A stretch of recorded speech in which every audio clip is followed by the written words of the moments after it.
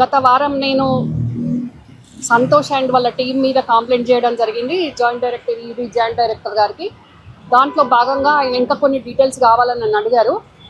ఆ డీటెయిల్స్ అన్నీ కలెక్ట్ చేసుకొని సప్లిమెంటరీ కంప్లైంట్ రాసుకొని డీటెయిల్స్ తోటి ఈరోజు మళ్ళీ కంప్లైంట్ చేయడం జరిగింది. వారు ఆల్రెడీ మేము మొత్తం అంతా కూడా చూస్తున్నాము, పరిశీలిస్తున్నాము అని చెప్పారు. నెక్స్ట్ మంత్ 16th మళ్ళీ నన్ను రమ్మని చెప్పారు. ఈ లోపల ఇన్వెస్టిగేషన్ స్టార్ట్ చేస్తామని చెప్పారు. ఎప్పుడైతే లాస్ట్ వీక్ నేను ఈడీ కంప్లైంట్ చేశానో అప్పుడు ఈ శకుని సంతోష్ అండ్ వాళ్ళ టీం కూడా ఈడీకి మాకేం భయం, ఈడీకి పోతేంది, ఎక్కడికి పోతేంది, మేము మేనేజ్ చేసుకుంటాం అనే విధంగా, అంటే వాళ్ళ మీద ఎవరు కంప్లైంట్ చేయొద్దు, వాళ్ళ మీద ఎవరు మాట్లాడవద్దు, అంటే ఈడీ అంటే వాళ్ళ ఫామ్ హౌస్లో కట్టేసుకుని ఎడ్లు అనుకుంటుండ్రో ఏందో అర్థమవుతలేదు. అంటే వాళ్ళకు వ్యవస్థలు అంటే ఎంత చులకన భావం ఉన్నది. అంటే 10 సంవత్సరాలు అడ్డగోలుగా అధికారాన్ని గుప్పిట్లో పెట్టుకొని షాడో సీఎంగా వ్యవహరించిన వ్యక్తి ఇంకా కూడా అధికారంలో ఉన్నా అని అనుకొని అడ్డగోలు మాటలు, అధికారాన్ని అడ్డం పెట్టుకొని 10 సంవత్సరాలలో చేసిన అవినీతి అక్రమాలతోటి వచ్చిన సొమ్ముతోటి లిక్కర్ స్కామ్లో ఆయన బినామీ శ్రీనివాసరావు ద్వారా ఏరులు పారులై ప్రవహించే విధంగా పెట్టుబడులు పెట్టి ఇంకా ఇప్పుడు కూడా నాలాంటి వ్యక్తి కంప్లైంట్ చేస్తే ఏమవుతుంది, మేము మేనేజ్ చేసుకుంటాం ఈడీని అంటే ఈడీ ఎట్లా, అంటే ఒక మాజీ రాజ్యసభ సభ్యునికి ఈడీ మీద ఉన్న గౌరవం ఏందో మనం గమనించుకోవాల్సిన అవసరం ఉంది. కానీ నేను ఒక తెలంగాణ ఆడబిడ్డగా, తెలంగాణ పౌరురాలిగా వ్యవస్థల మీద విశ్వాసం ఉంది, గౌరవం ఉంది. ఈడీ అనే వ్యవస్థను ప్రజలందరూ కూడా ఒక మంచి ఇన్వెస్టిగేషన్ చేస్తారు అనే విశ్వాసం ప్రతి ఒక్కరిలో ఉంటుంది. కాబట్టి ఈ వ్యవస్థలు కూడా ఇలాంటి వ్యక్తులను ఈడీ మీద కూడా ఇంత చులకన భావంతో మాట్లాడే వ్యక్తుల మీద అత్యంత త్వరగా ఇన్వెస్టిగేషన్ కంప్లీట్ చేసి వాళ్ళు చేసిన అక్రమాలన్నింటికి ఏ రకమైన శిక్షకు వాళ్ళు అర్హులో అట్లాంటి శిక్ష వేస్తే భవిష్యత్తులో అధికారాన్ని అడ్డం పెట్టుకొని ఇలాంటి వ్యక్తులు వేసే శిక్షను చూసి భవిష్యత్తులో ఎవరు కూడా అడ్డగోలు అక్రమాలు చేయకుండా శిక్షించాల్సిన అవసరం ఉంది. కాబట్టి మరి ప్రజలందరూ కానివ్వండి, కంప్లైంట్ చేసిన నేను కానివ్వండి, ఎన్ఫోర్స్మెంట్ డైరెక్టరేట్ మీద ఉన్న విశ్వాసంతో అత్యంత త్వరితగతిన విచారణ పూర్తి చేసి దీంట్లో సంతోష్ బినామీలు ఎవరెవరైతే ఉన్నారో మరి వాళ్ళందరికీ కూడా కఠిన శిక్షలు పడే విధంగా చర్యలు తీసుకోవాలి అని మేము వారిని అప్పీల్ చేసుకోవడం జరిగింది. తప్పకుండా ఏదైనా చేస్తాం, ఎవరినైనా శాసిస్తాం, ఎవరినైనా ఏదైనా మా అక్రమమైన అవినీతి డబ్బుతోటి ఏమైనా చేయగలుగుతాము అనే అధికారాన్ని అనుభవించిన అడ్డగోలు పలుపుతోటి మాటలు మాట్లాడుతున్న శకుని సంతోష్ లాంటి గాన్ని మరి న్యాయ వ్యవస్థలు వాళ్ళకు ఏం చేయకపోవచ్చు, కానీ ఈ ఈడీ లాంటి ఏజెన్సీలు, సిబిఐ లాంటి వ్యవస్థలు తప్పకుండా వాళ్ళ అవినీతిని ప్రజల ముందు బయటపెట్టి నాలాంటి కంప్లైంట్ చేసిన వాళ్ళకు కానివ్వండి, ప్రజలకు కానివ్వండి న్యాయం జరుగుద్ది అని మేము అత్యంత విశ్వాసంతో ఉన్నాం. తప్పకుండా మళ్ళీ నెక్స్ట్ మంత్ 16th ఫిబ్రవరి 16th కూడా నన్ను రమ్మన్నారు వాళ్ళు. డెఫినెట్గా మళ్ళీ కూడా వచ్చి వాళ్ళు ఇంకేం డౌట్స్ అడిగినా కానీ అవన్నీ క్లారిఫై చేయడానికి కూడా నేను ఎనీ టైం రెడీగా ఉన్నాను. ఏ శకుని సంతోష్ కాదు, ఏ జేజమ్మ వచ్చినా కానీ భయపడేది లేదు, వెనుకకు పోయేది లేదు. వాళ్ళ బలుపుతోటి ఈడీని మేనేజ్ చేసుకుంటామంటుండ్రు, కానీ రమ్యారావును ఏమీ చేయలేరు. రమ్యారావు న్యాయం జరిగేంత వరకు, అక్రమాలు చేసిన వాళ్ళను అంతం చేసేంత వరకు డెఫినెట్గా ఫైట్ చేస్తుంది. నా ఫైటింగ్కు తెలంగాణ ప్రజల తోడున్నారు, మీ మీడియా కూడా తోడు ఉంది. డెఫినెట్గా వాళ్ళు ఏ మీడియాను పాత్ర పెడదామని చూసినా, ఇబ్బందులు పెడదామని చూసినా, మా లాంటి వాళ్ళం మీకు తోడు ఉంటాం, మీరు మాకు తోడు ఉండండి. డెఫినెట్గా ఇలాంటి నికృష్టమైన విధవలని, ఇలాంటి నికృష్ట దుర్మార్గులను, ఇంకా వాళ్ళకి ఏం పేర్లు పెట్టానో కూడా అర్థం కాదు, కానీ ఇట్లాంటి వల్ల వేల సంసారాలు నాశనం అయిపోయినాయి, వేల కుటుంబాలు నాశనం అయిపోయినాయి. మీలాంటి జర్నలిస్టులను కూడా ఎన్నో ఇబ్బందులు ముప్పు తుప్పలు పెట్టి ఆగమాగం చేసిన రోజులు కూడా ఉన్నాయి. అవన్నీ కూడా మీరు మర్చిపోవద్దు. మరి మీ అందరికి కూడా నేను మరొకసారి ఇక్కడికి వచ్చి అందుకు థ్యాంక్స్ చెప్పుకుంటూ,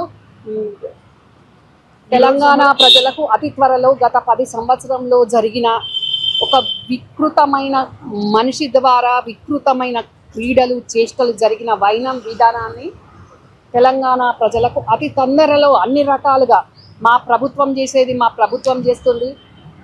తెలంగాణ వ్యక్తిగా, పౌరురాలిగా, తెలంగాణ ఆడబిడ్డగా, అన్యాయమైపోయిన ఆడబిడ్డగా నేను చేసేది నేను చేస్తున్నాను. ఈ న్యాయమైన పోరాటంలో తప్పకుండా డెఫినెట్గా ప్రజల విజయం ఉంటుంది, నా విజయం కూడా ఉంటుందని భావిస్తున్నాను. మొన్నే ఆల్రెడీ కంప్లైంట్ ఇచ్చారు, మళ్ళీ ఫర్దర్గా ఏం డీటెయిల్స్ అడిగారు వాళ్ళు? నేను అప్పుడు ఇచ్చిన డీటెయిల్స్కి ఇంకా కొన్ని కావాలంటే నేను ఇంకా కొన్ని కూడా సంతోష్కి సంబంధించిన, బినామీకి సంబంధించిన మైనింగ్ క్వారీస్, అయిన పార్ట్నర్షిప్ డీడ్స్ ఉన్నాయన్నీ కూడా ఇవ్వడం జరిగింది. ఈ మైనింగ్ అంతా ఎక్కడ జరుగుతుంది మేడం? ప్రధానంగా సంతోష్ రావు భాగస్వామ్యం ఉన్న ఏరియా ఎక్కడ? సంతోష్ రావు భాగస్వామ్యము సర్వాంతర్యాన్ని తెలంగాణ అంతా ఉంది. దక్షిణ తెలంగాణ ఉంది, ఉత్తర తెలంగాణ ఉంది. ముఖ్యంగా మా కరీంనగర్లో ఉన్న క్వారీలన్నింటిలో కూడా ఆయన గుప్పెట్లో ఉన్నాయి. అసలు క్వారీలు మైనింగ్ అని కాదు, కేసీఆర్ గారు ముఖ్యమంత్రిగా ఉన్నప్పుడు ఎవరు ఏ పనికి వచ్చినా, ఏది అడిగినా ప్రతి దాంట్లో ఆయనకు వాటా కావాలి. ఆ వాటా ఎవరు ఏ హైరైజ్ అపార్ట్మెంట్కు పర్మిషన్ అడిగినా, ఎవరు ఏ ఇండస్ట్రీకి పర్మిషన్ అడిగినా, ఎవరు ఏ ఫార్మా కంపెనీకి పర్మిషన్ అడిగినా, ఎవరు ఏది అడిగినా ఆయన వాటా తెలిసినాకనే, ఆయన వాటా ఓకే చేసినాకనే ఫైల్ ముందుకెళ్తుండే. అప్పుడు కేసీఆర్ గారితో స్టాంప్ పడుతుంది. సంతోష్ రావు పేరు తెరవేరుకు ఉంటుంది, అది పేరు అఫీషియల్గా ఉంటుంది. అఫీషియల్గా ఉన్న పర్సన్స్ పేరు ఎవరెవరు ఉన్నారు? అఫీషియల్ గతంలో తెలంగాణ ఉద్యమ సమయంలోనే 2013లో సంతోష్ పేరుతో ఉన్న పార్ట్నర్షిప్ డీడ్ గతంలో మీకు అందరికీ చూపించిన.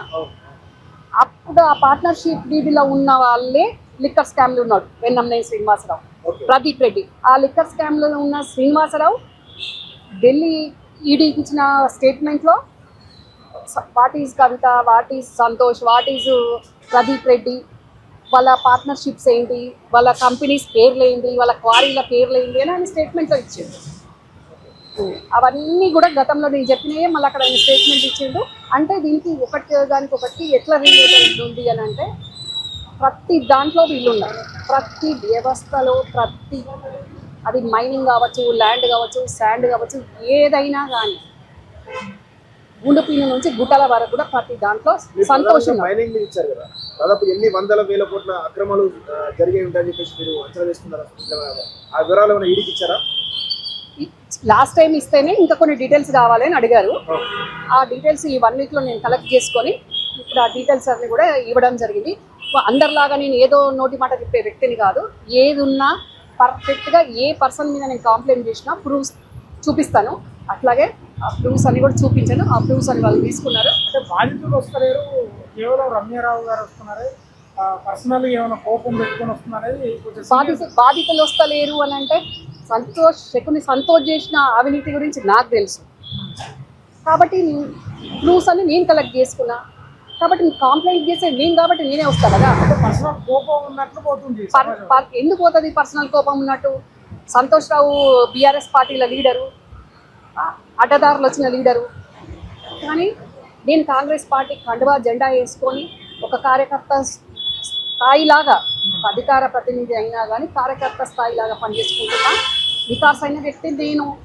డెఫినెట్గా అవతల పార్టీ వ్యక్తి అక్రమాలు అన్యాయాలు చేస్తే అడిగే క్వశ్చన్ రైట్ నాకు ఉండగా, అవతల పార్టీ చేసే అన్యాయాల మీద ప్రశ్నించే హక్కు నాకు ఉండగా, దాంట్లో వ్యక్తిగతమైంది నేనేమి కేసీఆర్ గారి ఫామ్ హౌజులను, కేసీఆర్ గారి ఆస్తులను వాటాలు అడగట్లేదు. ఆ శకుని సంతోష్ దోసుకున్న తెలంగాణ ప్రజలను దోసుకున్న అంటే నేను వాటాలు అడగట్లేదు కదా. అట్లయితే అది పర్సనల్ పంచాయతీ అవుతుంది. నేను ఒక పార్టీ లీడర్గా ఒక తెలంగాణ ఆడబిడ్డగా జరిగిన అన్యాయం నాకు తెలుసు కాబట్టి నేను ప్రశ్నిస్తున్నా. వ్యవస్థలకు నేను ఆధారాలతోటి ఇస్తున్నా ఇన్వెస్టిగేట్ చేయమని. దీంట్లో పర్సనల్ ఏముంటుంది? కొన్ని సంవత్సరాలుగా మీరు చేసే ప్రయత్నం లేదు, దాదాపు 10 ఏళ్ళ నుంచి కూడా సంతోష్ పైన మీరు ప్రయత్నాలు చేస్తున్నారు. న్యాయం జరుగుతుందని నమ్మకం డెఫినెట్గా జరగాల్సిన అవసరం ఉంది. జరిగేంత వరకు ఎక్కడికైనా పోతా, ఎట్లాంటి పోరాటమైనా చేస్తా, వదిలిపెట్టే సమస్య లేదు. న్యాయం జరగందే. ఇప్పుడు లాస్ట్ టైం లిక్కర్ స్కామ్లో సిబిఐ వచ్చింది, ఈడీ వచ్చింది, అరెస్ట్ అయ్యే వాళ్ళు అరెస్ట్ అయ్యారు, స్టేట్మెంట్ వాళ్ళు ఇచ్చే వాళ్ళు ఇచ్చిండ్రు. అంటే సంతోష్ తెలివిగా బినామీల పేరు మీద పెట్టుకొని తను డైరెక్ట్ ఉండకుండా తను చేస్తున్నాడు ఇదంతా. కానీ ఏదో ఒక రోజు పాపం మండే రోజు వస్తుంది కదా. బ్రేకింగ్ న్యూస్ ఏంటంటే కేసీఆర్ విజిట్ నోటీసులు పంపింది, రేపు హాజరు కావాలి. ఏ స్పందిస్తారు? నోటీసులు తీసుకోవడానికి ఎవరు అతిథులు కాదు. అంటే కేసీఆర్ గారి పాత్ర ఉంది అని మరి నిన్న మొన్న వెళ్ళిన ఈ శకుని సంతోష్ ఏం చెప్పిండో దాని ఆధారంగా సీటు పిలుస్తుంది. దాంట్లో సీటు పిలవడంలో తప్పు పట్టాల్సింది ఏముంది? ఇప్పుడు మీరు సంతోష్ రావు పైన ఆరోపణలు చేస్తా ఉన్నారు, కల్వకుంట్ల కవిత గారు కూడా ఆయన పైన ఆరోపణలు చేస్తారు. ఇద్దరు ఒకటాటి మీదకి ఎందుకు రాలేకపోతావు అక్క చెల్లెలు? తన యాంగిల్లో తను క్వశ్చన్ చేస్తున్నట్టు ఉంది. నేను ఆధారాలతో క్వశ్చన్ చేస్తున్నా. తను ఆధారాలు చూపించకుండా అలిగేషన్లు చేస్తుంది. మొదటి దయ్యం వద్దు అనుకుంటాం. కానీ దీని శకుని సంతోష్ పేరు పెట్టినప్పంచేలి, ఆ శకుని పేరు పెట్టినప్పంచేలి ఇప్పటి వరకు ఆధారాలతోటే మాట్లాడుతున్నా. ఏ రోజు నేను ఆధారాలు లేకుండా ఎప్పుడు మాట్లాడలేదు ఏ వ్యక్తి మీదైనా కూడా. అట్లాగే ఇప్పుడు సిట్టు దగ్గర ఆధారాలు ఉన్నాయి కాబట్టి శకుని సంతోష్ వెళ్ళి మరి ఏం చెప్పిండో ఆయన తప్పించుకోవడానికి కేసీఆర్ గారిని తప్పించాలి, కేసీఆర్ గారిని ప్రభుత్వం కూలగొట్టాలనుకున్నాడు, కూలగొట్టిండు. ఇక కేసీఆర్ ఒక మనిషి ఉన్నాడు కదా, గట్టిగున్న బక్కగున్న గట్టిగున్న ఆయనను అంబులెన్స్ వేసుకొని తిరిగేటట్టు చేసిండు. సంతోష్ రావు కేసీఆర్ ఏం చేయదలుచుకున్నాడు? కూలగొట్టదలుచుకున్నాడు అని చెప్తున్నా కదా. ప్రభుత్వం కూలగొట్టిండు, అదే ఇప్పుడు కుటుంబాన్ని కూలగొట్టిండు, కేసీఆర్ ను కూలగొట్టాలి. కాంగ్రెస్ కు సంతోష్ రావే కోవట్ అని చెప్పేసి కల్వకుంట్ల కవిత గూఢచారి అన్నట్టుగా మాట్లాడారు. రేవంత్ రెడ్డి గూఢచారి సంతోష్ రావు అన్నారు. అది కవిత అన్నది, ఈ రమ్యారావు అన్నది ఆ మాట.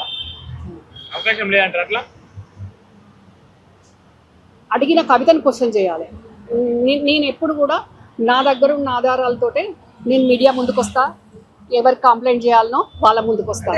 కానీ అడగోలు మాటలు నేను ఎప్పుడు మాట్లాడాను. మరి ఇదే సంతోష్ అనే పిల్లిని కుటుంబంలోకి తెచ్చి పెంచి పాలు పోసి పెంచి పాముగా చేస్తే ఈ సంతోష్ అనే పిల్లి పాముగా రూపాంతరం చేసింది, కాటేసింది ఫస్ట్ కవితనే.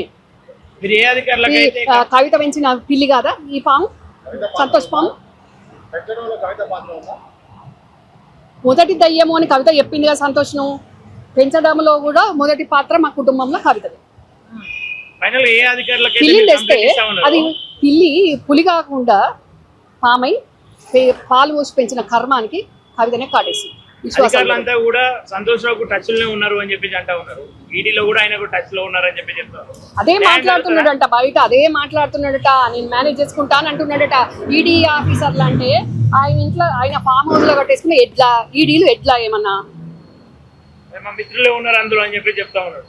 అదే మరి ఈడీలు ఎడ్లు అనుకుంటున్నాడేమో, మా మిత్రులు అంటే మరి అట్లనే అనుకుంటున్నాడు ఏమో మరి ఆయన దృష్టిలో. ఫైనల్ గా మీరు ఏం చెప్పాలి కేసు మీద? ఎన్ని రోజులలో తేలే అవకాశం ఉన్నట్టు? నేను కంప్లైంట్ అది ఆఫీసర్ని కాదు, ఇన్వెస్టిగేట్ చేయమని సిన్సియర్గా రిక్వెస్ట్ తోటి నేను అప్పీల్ చేసుకున్నా. నెక్స్ట్ మంత్ February 16th వాళ్ళు నన్ను మళ్ళీ పిలుస్తామన్నారు. ఈ లోపల ఇన్వెస్టిగేషన్ స్టార్ట్ చేస్తామన్నారు. లాస్ట్ వీక్ నేను కంప్లైంట్ ఇచ్చిపోయాకనే వాళ్ళంతా ఓపెన్ చేశారు. మళ్ళీ ఈ రోజు ఇచ్చిన కంప్లైంట్ కూడా వాళ్ళు చూసుకున్నారు. నెక్స్ట్ మంత్ 16th అప్పుడు రమ్మన్నారు. ఈ లోపల వాళ్ళు ఇన్వెస్టిగేషన్ స్టార్ట్ చేస్తారు. కానీ ఇంకా తొందరగా వాళ్ళు చేసిన ఇంకా కూడా మేము చాలా ఆధారాలు బయటకు తీయాలి. అన్నీ ఈడీకి ఇచ్చేది ఉంటుంది కదా, వేరే వ్యవస్థలకు ఇచ్చేది ఉంటుంది, పోలీస్ డిపార్ట్మెంట్కి ఇచ్చేది ఉంటుంది. అవసరమైతే ఏ వ్యవస్థలను ఈ శకుని సంతోష్ గారు మేనేజ్ చేసుకుంటా అనే నమ్మకంతో ఉన్న దేవుడు ఉన్నాడు. రమ్యారావు ఒక్కతైనా సింగిల్గా సింహంలాగా ఫైట్ చేసే సత్తా నా ప్రాణం ఉన్నంత వరకు ఉంటుంది. ఈ శకుని సంతోష్ గారిని అంతం చేసేంత వరకు వదిలిపెట్టే సమస్య లేదు. పార్టీ సపోర్ట్ చేస్తున్నారు ఫైనల్ గా మీకు మీ పోరాటానికి? ఎందుకు చేసే సపోర్ట్ పార్టీ సపోర్ట్ ఎందుకు చేసే డెఫినెట్గా నేను కాంగ్రెస్ పార్టీలో లేనా, కాంగ్రెస్ లీడర్ని కాదా, తెలంగాణ ఆడబిడ్డను కాదా, మన రేవంత్ అన్నకు రాఖీ కట్టిన చెల్లెని కాదా, చెల్లెకు అన్యాయం జరుగుతుంటే ఏ అన్న చూసుకుంటూ ఊరుకుంటాడా? ఓకే, అంటే మీ అందరినీ కలుపుకొని రేవంత్ రెడ్డి కేసీఆర్ పైన దండయాత్ర ప్రకటించినట్టుంది. ఇటు మీరు, అటు కవిత, అటు సిట్టు, అటు సంతోష్ రావు కేసీఆర్ ని కొంత చేయడానికి అంటే తెర వెనకాల రేవంత్ రెడ్డి ఉండి నడిపిస్తా ఉన్నారని ఎక్కువ వినిపిస్తా ఉంది. కవితకు మా పార్టీకి సంబంధం లేదు. నేను కాంగ్రెస్ పార్టీ. డెఫినెట్గా నా వెనుక నా ముఖ్యమంత్రి ఉంటాడు. డెఫినెట్గా ముఖ్యమంత్రి కాంగ్రెస్ పార్టీ, నేను కాంగ్రెస్ పార్టీ. నా వెనుక నా ముఖ్యమంత్రి ఉండకుంటే కాంగ్రెస్ పార్టీ ముఖ్యమంత్రి ఉండకుంటే ఎవరు ఉంటారు? డెఫినెట్గా అవతల వాళ్ళు బీజేపీ వాళ్ళు అన్యాయం చేసినా, బీఆర్ఎస్ వాళ్ళు అక్రమాలు చేసినా, ఎవరు చేసినా కానీ ప్రభుత్వం డెఫినెట్గా చర్యలు తీసుకుంటుంది. తీసుకోవాల్సిన అవసరం ఉంటుంది. లేకుంటే మా ముఖ్యమంత్రి మీద నమ్మకం పోతుంది కదా ప్రజలకు.